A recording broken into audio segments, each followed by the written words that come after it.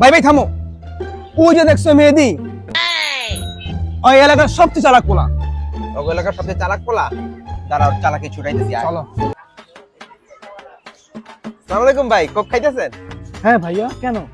ভাই আপনার এই কোকটা আমি হাত দিয়া না ধরে খাই ফেলতে পারি। अच्छा হাত না লাগায় খাইবা? যদি না খাইতে পারো? আর আমি যদি না খাইতে পারি ভাই, তাহলে নগদের উপর আপনারা 10 টাকা দিব। ठीक ও है আচ্ছা, দেখি। समझ गया।